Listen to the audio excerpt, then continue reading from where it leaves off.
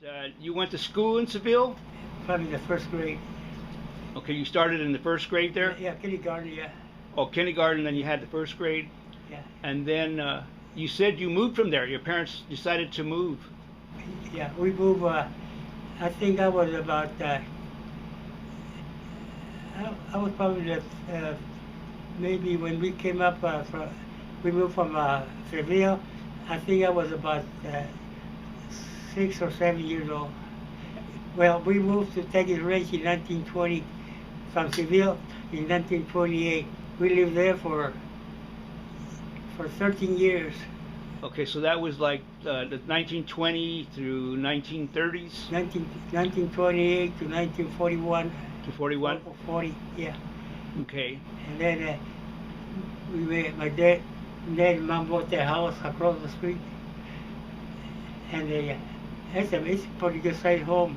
In those days, they paid $1,000 for the house. They bought it already made, Yeah, huh? yeah.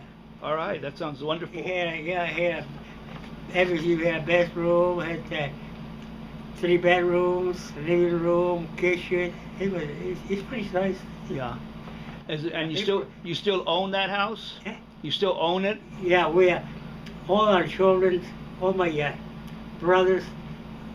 What happened during my mother got sick, and she was in welfare. Uh-huh. So she left quite a while being in welfare, and she died. They sent us a bill. They want to pay for her $11,000. 11,000? Yeah, and then Nadine, my daughter, they put me in charge. They told me that, what did I think about it? I said, I think my sister Nadine, you probably remember Nadine. I said, the only thing we have to do is get together. Everybody put about $2,000, so we can pay for the $11,000. Yes. So we did that. So the house is still ours. Right. But it's a sale over now. Johnny's daughter is going to buy it, the family. Right. And I think Rick is in charge now, so he asking for $8,500 for the house. $8,500 because they fixed it up. They done a lot of work. Right. We never charged Johnny for, because he was staying there after my mother died. Yes. He was the only, he and Junior, Johnny Jr. used Yes. to live there. And So that was like in the 30s. Yeah. When that happened. yes, what really happened that they got Junior out of the house because Johnny was making pretty good money because of his Army retirement. Oh yes. And retirement from the work. And Junior was taking care of the money, Right. but he was in drugs. Oh, okay. So, A relative in drugs, huh? so they found out that the money was going nowhere. Yeah. They didn't know where it was, but Junior was using it. Oh, okay. And I see him once in a while, but he's around. Yeah. So they got him out of the house, and her daughter retired. She was a nurse. He was taking care of Johnny until Johnny died. Right. And he died about a couple of years ago, 91 years old. Oh, he lived a long time then. Yeah. Very good. You went to school in Teggy's Ranch, Yeah. and what was it like to go to school in Teggy's Ranch? Well, that was pretty good. You know, in those days, if my name was Enrique, and they can pronounce that, the teachers, too hard for them. Yeah. So they say, they told somebody, what's Enrique in English? Somebody said Henry, and the teacher said, from now on you'll be Henry Jacobo. Okay. And then it happened to my brother Rod. His name was Rodrigo. Rodrigo, huh? Rodrigo. They could pronounce his name, so they changed it to Rod. So everybody came assimilated. And then Nadine, his name was Elevina. Yeah. So the teachers didn't want to change it out to Nadine. Right. So everybody got kept your name but changed it Yeah. to English. Huh? The teachers used to do that. They don't do that, I guess, no more. No. Anyway, and then Consuelo, his name's Consuelo, and they changed her name to Connie. Everybody, Rodrigo or Refugio, they put the name was Ray. Ray. So everybody got a different name. Well, tell me, in school, so you went to grammar school there and junior high in Teguis Ranch? Was it a grammar school? And was it a... Yeah, they had it was I think the Rage Party made it, it was about from fourth to eighth grade. Fourth to eighth grade. From first kindergarten to eighth grade. Eighth grade. And what was the name of the school? Teguis Ranch School. Teguis Ranch. Yeah. Oh, okay. So from there, you graduated from junior high school. Where did you go to Tulare Union from there? No, I didn't went to high school. I started working at a truck driver in Teguis Ranch, Yes. picking the boxes and everything. So Okay. I became a truck driver. And later on, So that was probably like 1934, 1935? I had to be about 17 years old. Okay. So I started maybe 17 years, Yes. and after I graduated, 17 years from grammar school. Right. In those days, not only me, a lot of people used to do that. They used to take them up and work in the fields. Right. So they had, I didn't have bad in school. Yeah. Just wasn't, I had to, maybe 3 weeks a year, 4 weeks a year, they take me out of school, big cotton to do this. Yeah. But I had a little school, but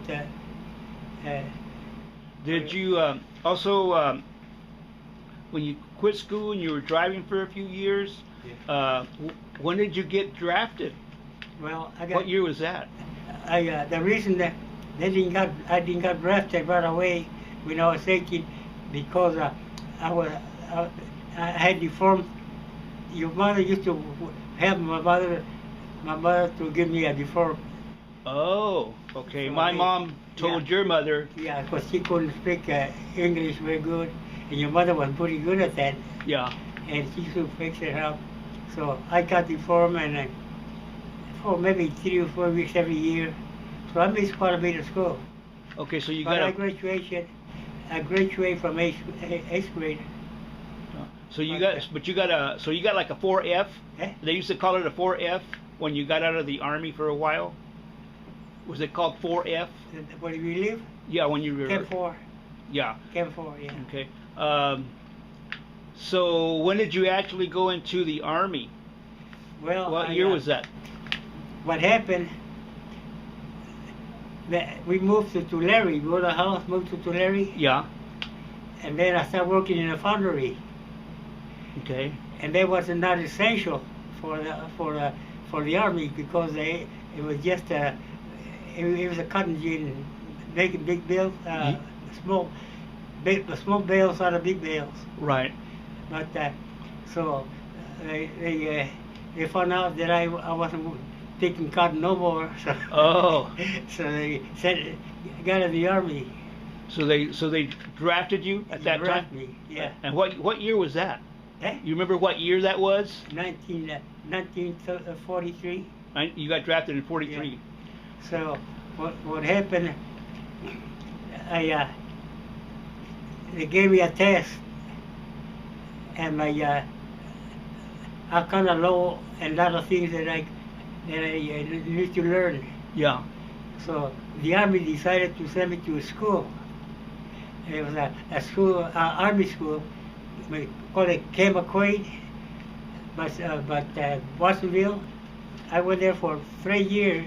I mean, three, about 3 or 4 weeks, Yeah. and I done real good. They get me up and I read, and they found out that I had a good memory. Sent me out of that school. They told me if I want to join the Air Force, and I said, well, no. I said, I see a lot of movies about the Air Force. They take you out to the jungle. They take you out to Alaska. They take you out to. He said, I really joined the Army. Yeah. And then they said, you, well, how about artillery? In artillery? Yeah, I would like that. Yeah. And then they found that I was a truck driver, so they didn't tell me that, but it was my records. Yeah. So I was on a small 155 artillery in Camp Roberts. Right. And then after I graduated from there, they sent me to Mississippi.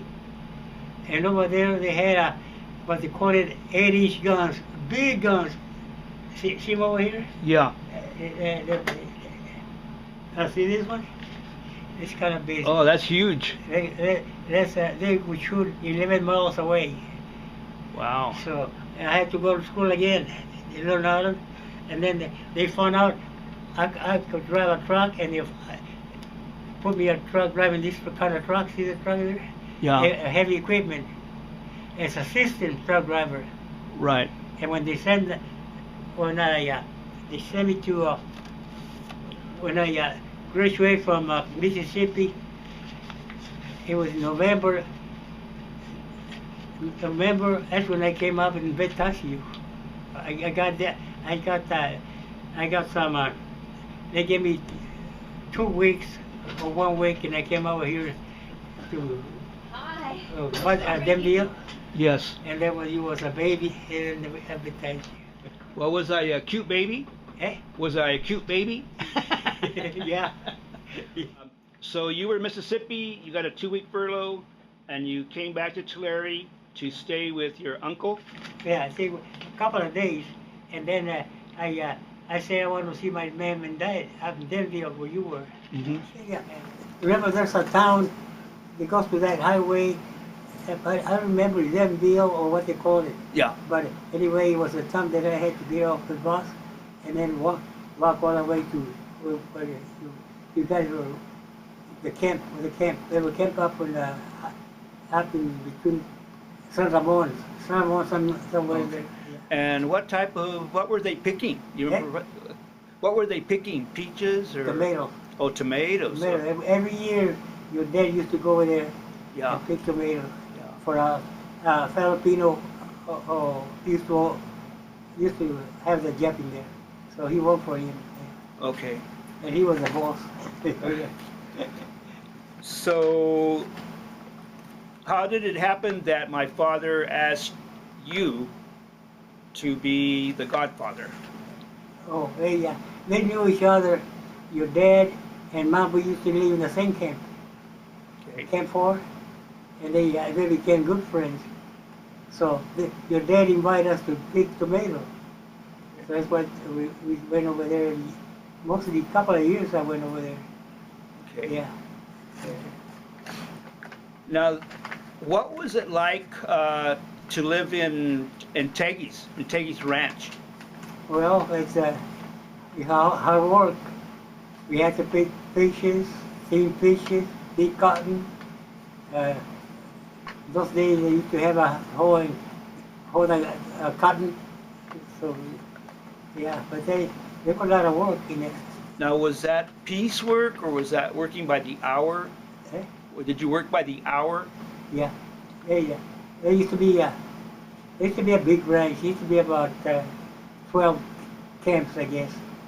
And some people work all around here because irrigate orchards. And then this usually work all year round because you had to prune, thin, and water those stretches. And so there was all kinds of work in there. Well, during the season, when there's no work, people will go out and pick cotton some other places. Right. I don't know. Yeah. Now, can you give me an example? Like, how much did you get paid for cotton picking? How much? Oh, it wasn't very much those days, I guess, like maybe $3 a pound or something like that. Yeah. So maybe 2.75. Right. It wasn't very much. There were some places during the last years. There were some places they would pay you $4 a 100 pounds. Some guys would make money out of it. Right. Some good cotton pickers. I made a lot of money. I wasn't a good cotton picker, but I done pretty good. Did you get, in your teenage years, did you get to play baseball, basketball, or football? No. I didn't like baseball, but I liked boxing.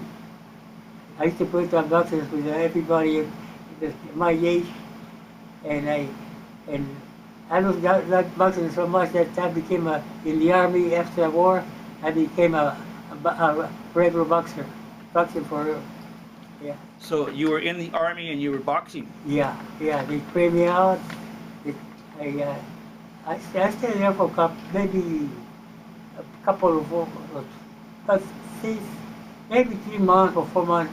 Doing that before they left after the war because they had to come home later on. Yeah. When were you discharged from the army? What year were you discharged? It was discharged in 1946. Yeah. Okay. What was that like when you got discharged? Well, that's pretty good. It's kind of hard because they try to get you to stay in the army. They're going to make you a sergeant. They promise you a lot of things. And a lot of people stay there. I know a lot of my friends,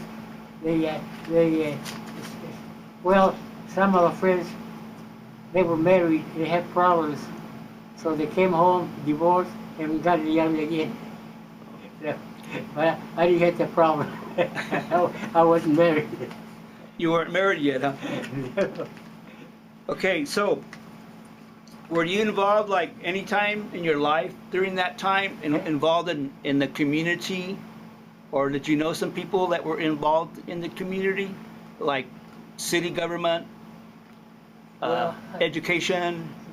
No, when I got up there, we used to be what they call it the GI form. Mm-hmm. It was something like a retirement. That's a retirement, not retirement, but just mostly Spanish used to do that.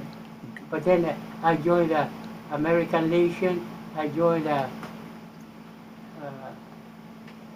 in fact, I about I belong to 3 years. The MVAD, the American Legion, and the GA form. I don't think there's no more GA form. Okay. So you come back, you belong to these groups, veteran groups, and you meet your wife during that time? Yeah. So what year was that? Well, she was 1946, because and she wasn't living here. She was in Elsinore, but my brother-in-law, she used to like me a lot, and she called her sister and said, "Yeah, Henry's here. He's still want to go around with me," and she called him up, and she came. So she became friends with, and we got married. All right. So your brother-in-law. Brother-in-law, he's the one that. He set you up, huh? Yeah. He was really nice too. Yeah. All his brothers-in-law, they all died now. The whole family died. All the kids, my wife and sister and everything. There's none of them there. Yeah. So the second generation, right? Just like in my generation, only two more, Rod and me, are the only ones. Good. Okay. A couple more questions.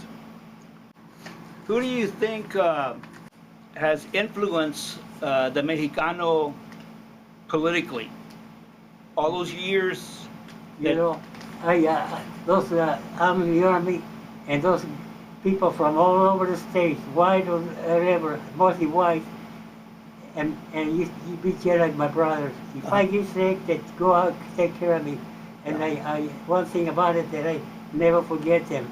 Yeah. They were real good to me. I mean, and still I meet a lot of the people just in there, they shake hands. Right.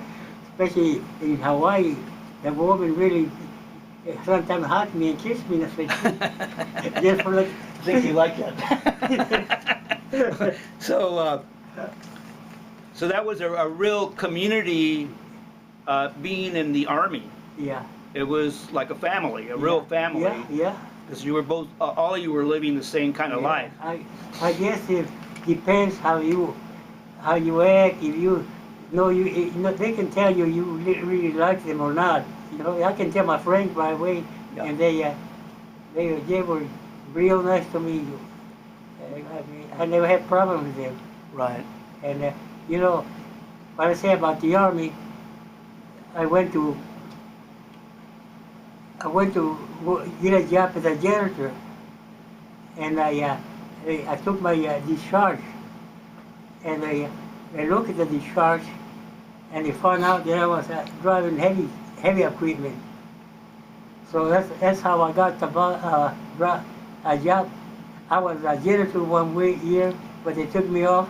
They said you should be driving a bus. You got a good record, and they all got it from the discharge.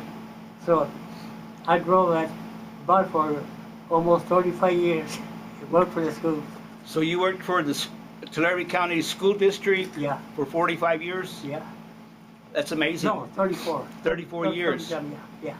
And what was your experience being a driver? Eh? What was your experience? How did you Oh. how did you think of I got the kids? I got to know California. In 1947, I mean, 1970s, they had a lot of money. You know, Jarvis. Mhm. I mean, they get it out of your house, and give it to the schools. And we had a lot of money, so I traveled all over California.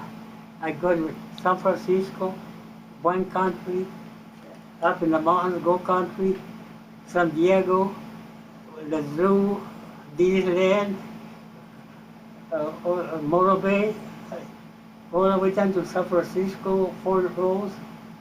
We travel a lot. Now this was these were school children you were driving, or Yeah. these were adults? What happened? Every summer, they had a bus going over to the south.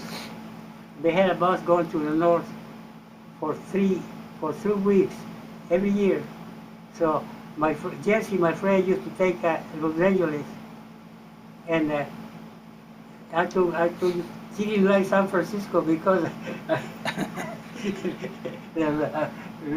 it was pretty hard, but I got used to it. I like San Francisco.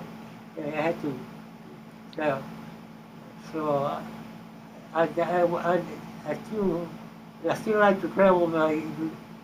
Rachel taking me out to the places I've been before, and yeah. So you really enjoyed the that experience of your life, then, huh? Yeah, they working for the state.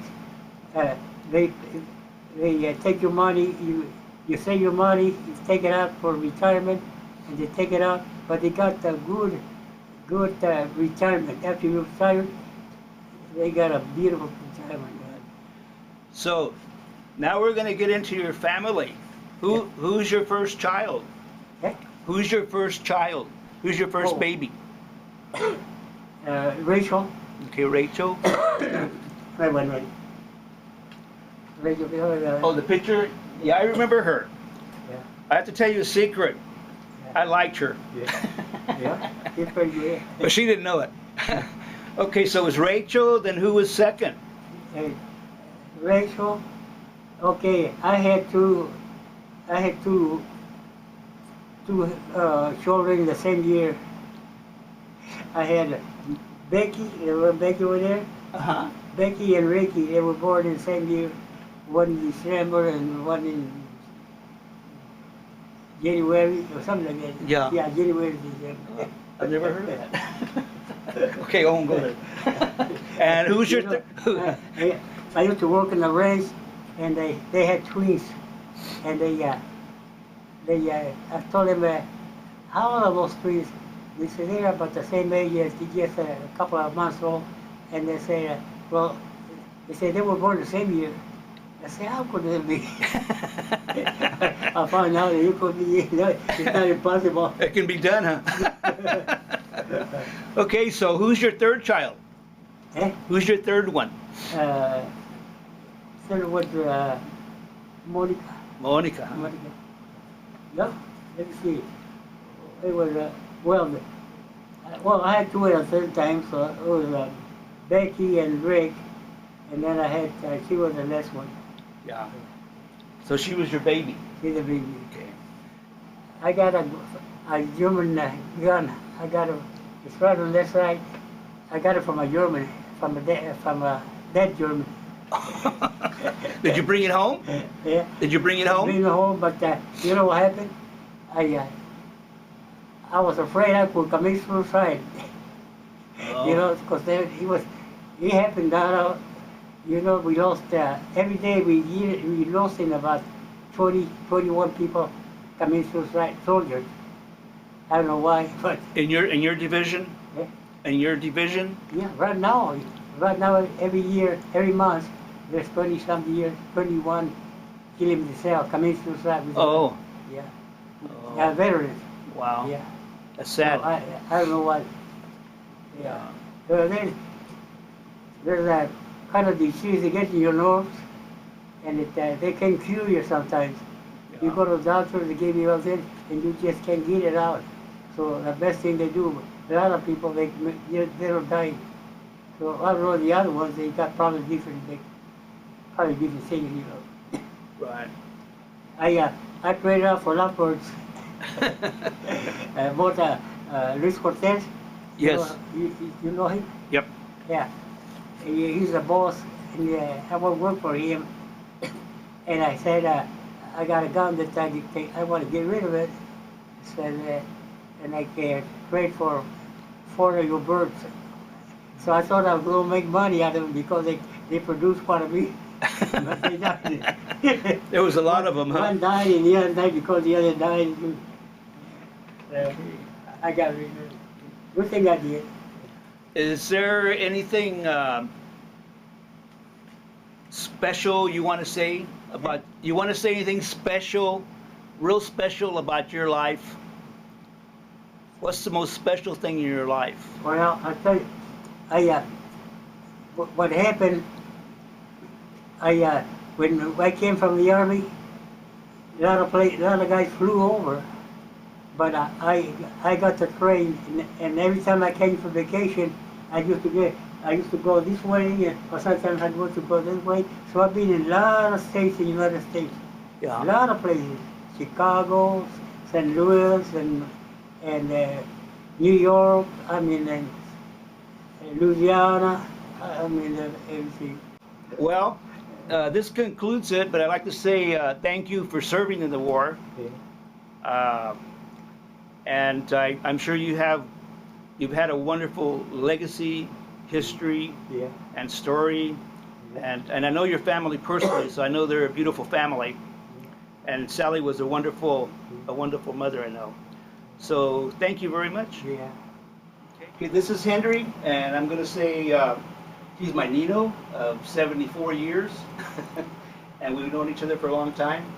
And I would personally like to thank him for being one of our veterans and fighting in World War II, and all the experience he's had, especially his legacy, his story, his personal story, and also his history of his being in Teggy's Ranch, being in World War II, and having a family, and being a professional bus driver. Is that good? Thank you very much. Oh. Thank you.